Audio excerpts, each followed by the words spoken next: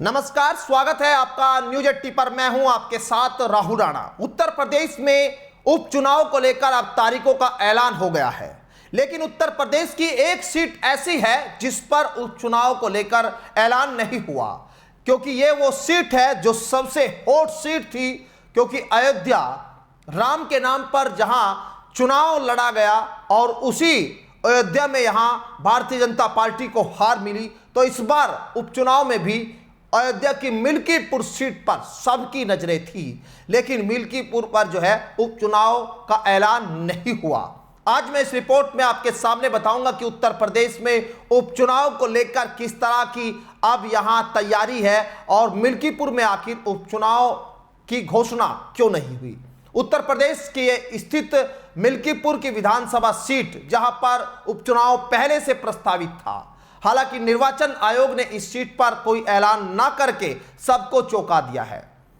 अब इस सीट पर जो है भारत निर्वाचन आयोग के मुख्य चुनाव आयुक्त राजीव कुमार ने यह कहा है कि जिन सीटों पर उपचुनाव की तारीखों का ऐलान नहीं हुआ उनको लेकर इलेक्शन पिटीशन पेंडिंग है, यानी कि कोर्ट में मामला पहुंचा हुआ है। मिल्कीपुर में इलेक्शन पिटीशन पेंडिंग है, इसीलिए मिल्कीपुर का नाम यहां उपचुनाव में नहीं हुआ। यूपी के मिल्कीपुर में उपचुनाव की घोषणा नहीं हुई है, क्योंकि बीजेपी के पूर्व विधायक बाबा गोरखनाथ ने 2022 में चुनाव जीते सपा विधायक अवधेश प्रसाद के खिलाफ इलाहाबाद हाईकोर्ट में याचिका दायर कर रखी है, जो अब लंबित है। कहा जा रहा है कि फॉर्म भरते वक्त शपथ से जुड़ा कोई मामला रहा, जिसको लेकर अब यहां पिटीशन डाली गई थी।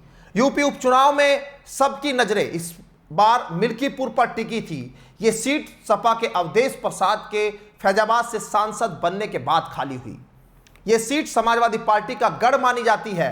1991 से अब तक बीजेपी यहां सिर्फ 2 बार चुनाव जीती है, जबकि 6 बार सपा और 2 बार बसपा से विधायक रहे हैं। अवधेश प्रसाद ने बीजेपी को फैजाबाद सीट पर हराकर ऐसा जख्म दिया था जिसकी टीस ऐसा लगता है कि बीजेपी को अब तक सता रही है। उत्तर प्रदेश की जिन 9 सीटों पर अब उपचुनाव होना है, उसमें करहल, सीसामऊ, कुंद्रकी, गाजियाबाद, फूलपुर, मझवा, कटेरी, खैर और मीरापुर सीट शामिल है। इन सीटों पर उपचुनाव के लिए 18 अक्टूबर को अधिसूचना जारी की जाएगी। वहीं 25 अक्टूबर तक नामांकन किया जा सकता है। इसके अलावा 28 अक्टूबर तक नामांकन पत्रों की जांच होगी। 30 अक्टूबर तक प्रत्याशी नाम वापस ले सकते हैं। वहीं 13 नवंबर को इन 9 सीटों पर मतदान होगा। वहीं 23 नवंबर को मतगणना होगी। अब यह पूरा फॉर्मेट जो है उपचुनाव को लेकर आ गया है, और अब उपचुनाव में यहां जो तमाम राजनीतिक दल है वो भी अपनी कमर कसते हुए नजर आए हैं। यहां पर बीएसपी हो, एएसपी हो या फिर एनडीए या इंडिया गठबंधन क्यों न हो, सभी पार्टियों ने अब बैठकों का दौर शुरू कर दिया है।